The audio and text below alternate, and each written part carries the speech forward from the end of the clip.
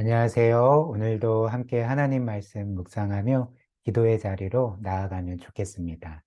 오늘은 마태복음 19장 16절부터 26절까지의 말씀 함께 묵상하며 한 사람이 영생을 얻으려면 어떻게 해야 되는지에 대한 주님의 말씀 함께 듣도록 하겠습니다.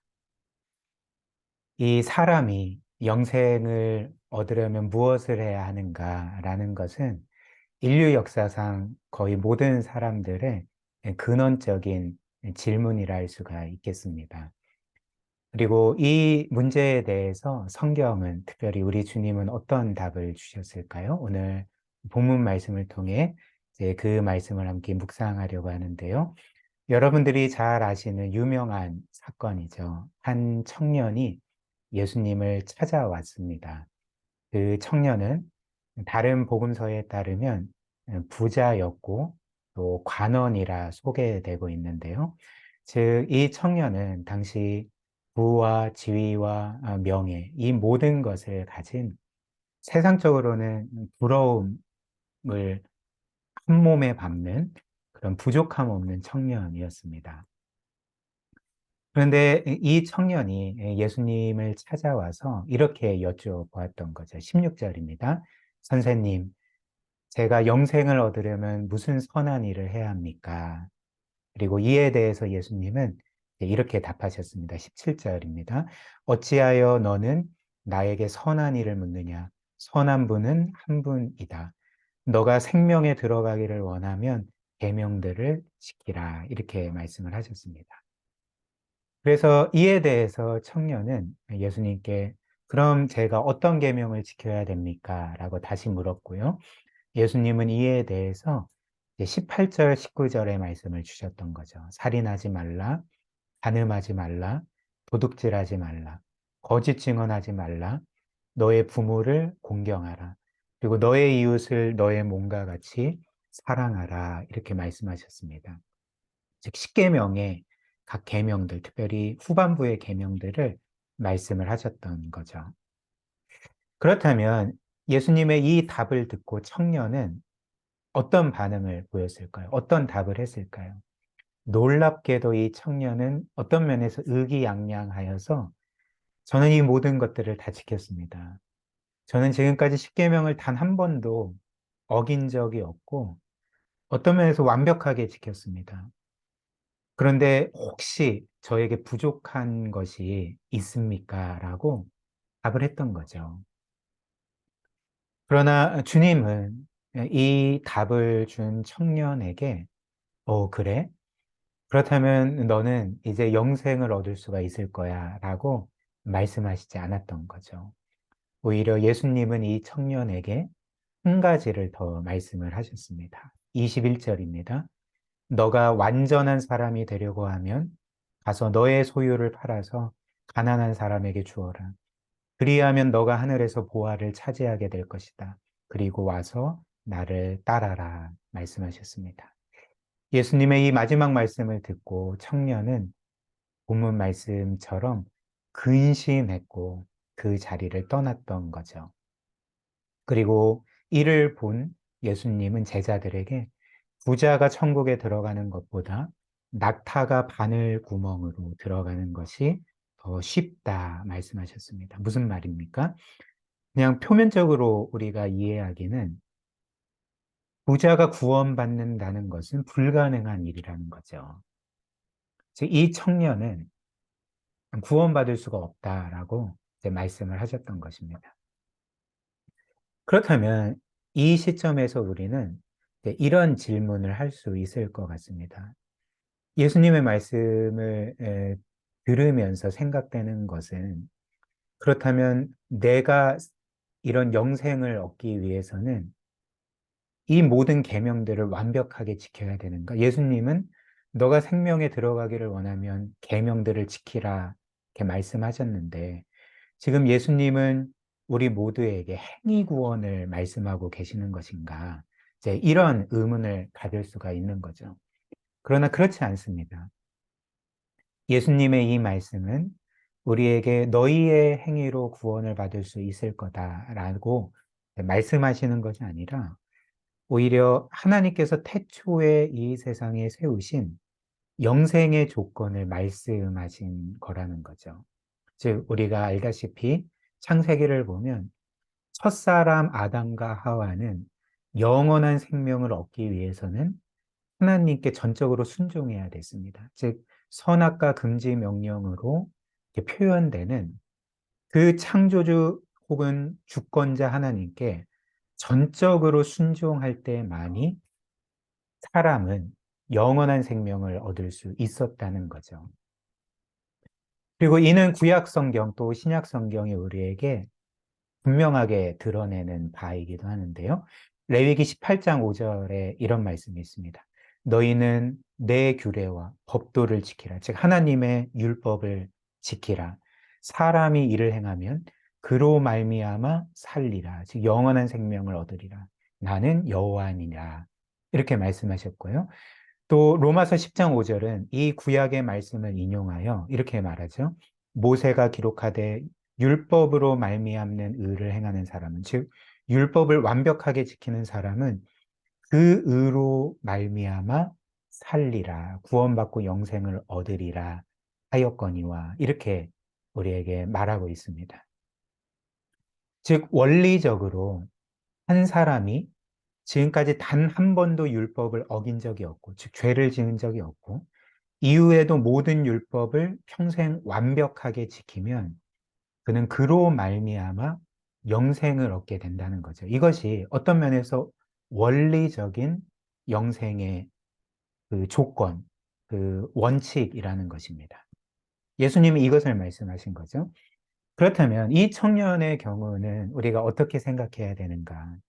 지금 이 청년의 주장에 따르면 그는 지금까지 십계명을 완벽하게 지킨 것 아니겠습니까? 물론 우리는 의심할 수 있지만 그의 주장에 따르면 그는 지금까지 십계명을 완벽하게 지켰고 그렇기 때문에 그로 인해서 영생을 얻어야 하는 거죠. 그러나 그렇지 않습니다.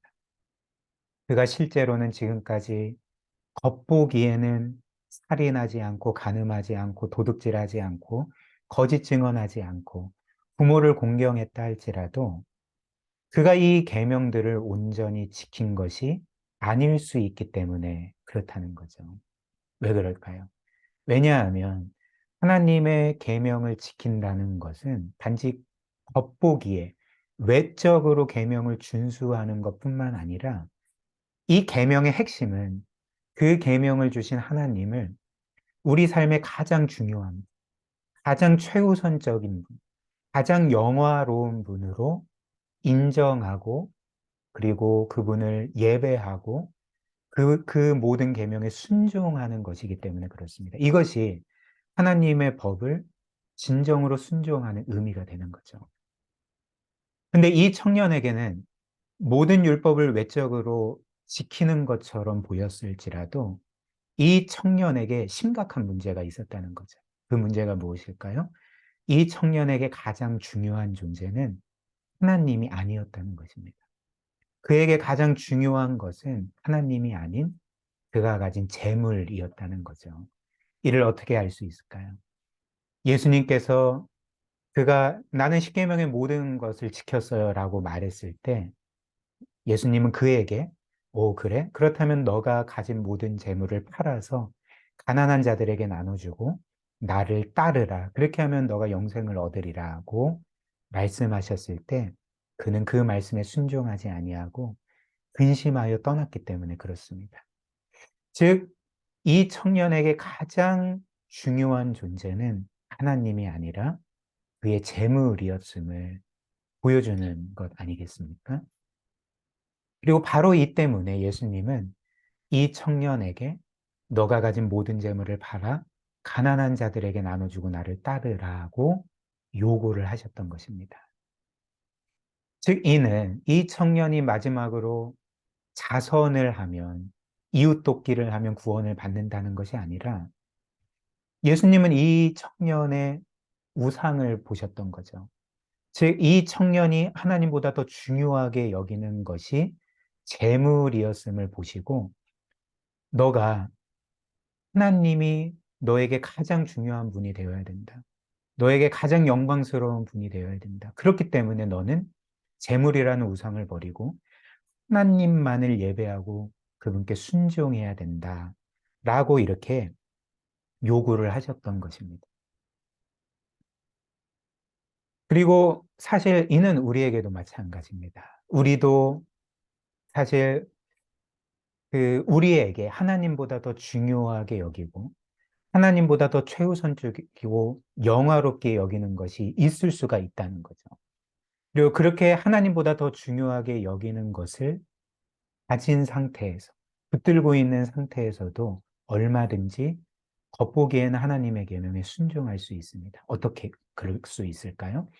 즉, 하나님께 순종하는 것이 내가 하나님보다 더 귀하고 중요하게 여기는 그 어떤 것을 유지하는 데 도움이 된다고 생각되는 한, 혹은 그것을 얻는데 하나님께 순종하는 것이 뭔가 도움이 된다고 생각하는 한에서는 우리는 얼마든지 계명에 순종할 수 있게 되는 거죠. 예를 들면 기복주의가 이런 것 아닙니까? 즉, 내가 하나님께 순종하는 것이 내가 하나님보다 더 귀하게 여기는 어떤 재물을 얻기 위해서, 지위와 명예를 얻기 위해서, 성공하기 위해서, 뭔가 내가 원하는 행복을 얻기 위해서 하나님께 순종하는 거죠. 이럴 때는 하나님이 나에게 가장 중요한 대상이 아니라 하나님을 통해 그분을 이용해서 얻고자 하는 것이 나에게 가장 중요한 그 거짓인 우상이라는 것입니다. 그러나 사람들은 이렇게 내가 하나님께 순종하는 것이 내가 가장 중요하게 여기는 그 어떤 것을 잃게 만들거나 그것을 위협한다고 생각할 때는 불순종을 선택하게 된다는 것입니다. 그리고 이것이 이 청년이 근심하여 그 자리를 떠났던 이유가 되었던 거죠. 무슨 말입니까? 이 청년에게 가장 중요하고 영광스러운 것은 재물이었기 때문에 그것이 유지되고 그것을 붙들고 있는 한에서는 외적으로 하나님의 계명에 순종할 수 있었지만, 그러나 하나님께 순종하는 것이 그 재물을 버리는 결과를 초래하게 될 때 그는 하나님이 아닌 재물을 선택하고 하나님을 버렸던 것입니다. 그리고 이런 거짓인 우상은 재물만이 아니죠. 우리가 원하는 지위와 명예와 커리어와 성공과 우리의 어떤 사랑과 육체적인 만족 등 다양합니다. 그리고 이런 우상은 이 청년에게만 있는 것이 아니라 우리 모두에게 있는 거죠. 따라서 예수님은 이 청년에게 너의 재물을 다 팔아라 라고 요구하셨지만 다른 사람들에게는 다른 것을 포기하라 요구하셨을 것입니다. 우리에게는 우리가 우상으로 삼는 것들을 포기하라 말씀하셨겠죠.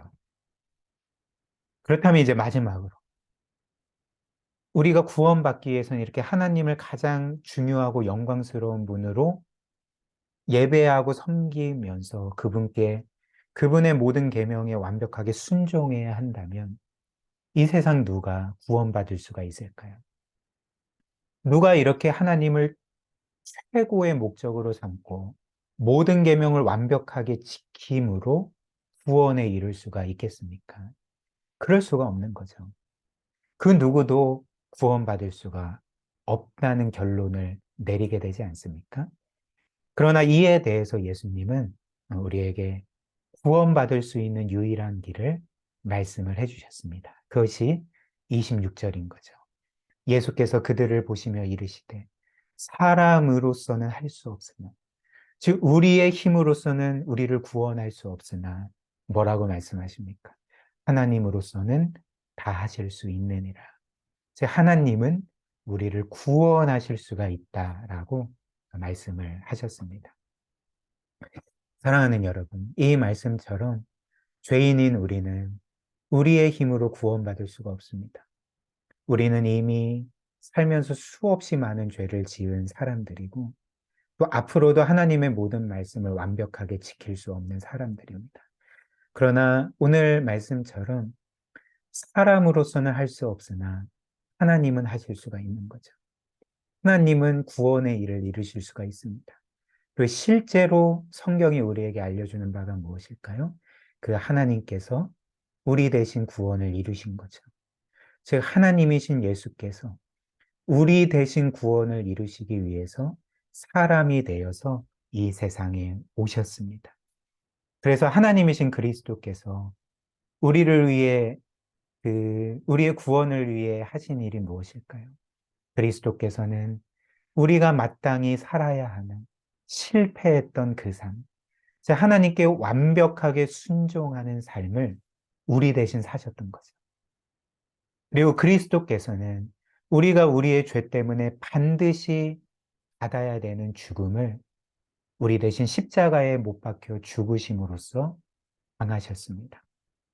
그리고 우리가 예수 그리스도를 믿을 때에 하나님은 그리스도께서 우리 대신 사신 그 완벽한 삶과 우리 대신 이루신 구원을 이제 우리의 것으로 여겨주셔서 우리를 그리스도 안에서 의로운 자로 선언해 주시고 그분의 자녀로 입양하여 주셨던 거죠. 이처럼 구원은 우리가 행한 일의 결과로 받은 것이 아닙니다. 하나님께서 우리를 위해 행하신 일의 결과로서 값없이 은혜로 받은 것이죠. 우리 함께 기도할까요? 우리는 이런 하나님의 은혜로 인한 구원의 복음을 들을 때에 어떤 이들은 이런 은혜가 우리를 방종의 삶으로 이끄는 것 아닌가라고 걱정할 수도 있을 것 같습니다.